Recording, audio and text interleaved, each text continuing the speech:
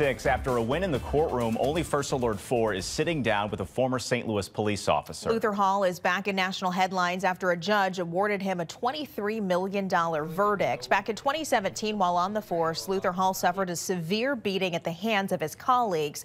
Hall was undercover, and they thought at the time he was a protester. Chief investigative reporter Lauren Traeger brings us this exclusive as Hall argues this court win is about much more than the money. And though that number may seem like a very large judgment, the fact is, since Hall was suing another former officer in that case, he may not see much, if any, of that money. Instead, he says 7 years later, he's still hoping to ensure what happened to him never happens again. Sometimes it seems like it was just yesterday, and then sometimes it seems like it's been forever. Luther Hall doesn't often talk about what happened to him in 2017, but it is always with him. A St. Louis officer for 2 decades, Hall was working a protest undercover. He was taking video, attempting to gather evidence in cases of an actual crime. But he was surrounded by fellow officers in riot gear, taken to the ground and beaten. Is this happening because you are black? Yeah.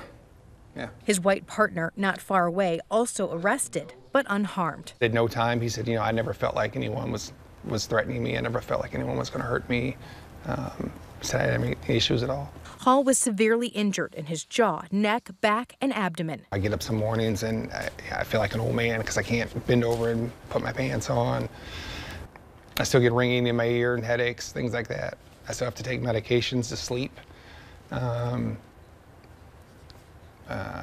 still take pain medication fairly regularly. So yeah, it's something I'm gonna have to deal with for the rest of my life. But right after, the St. Louis Police Department, he says, immediately chose sides. A lot of it was the way the department and the city handled it.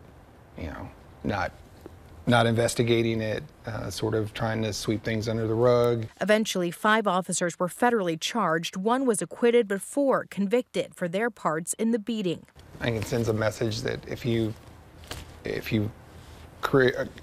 commit a crime, that you're going to be punished for it. Though Hall previously received a $5 million settlement from the city, other lawsuits go on. Hall says the St. Louis Police Department still needs accountability. Do you think the department has really changed since then? I would like to believe that they have, but I don't have a lot of faith in the department to really push anything. He points to even more recent problems: accidents in patrol cars reported on the news, a refusal to release body camera video, he says, all lead him to believe more change must come. Why can't we do that to be more transparent so the public trust the department? Hall's attorney says it could still be several more years before the civil cases are resolved. In the meantime, Hall hasn't worked since and still needs additional surgeries.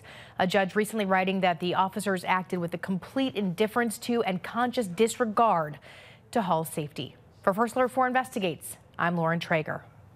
We've also reached out to SLMPD for a comment on the judgment. At this hour, we have not heard back.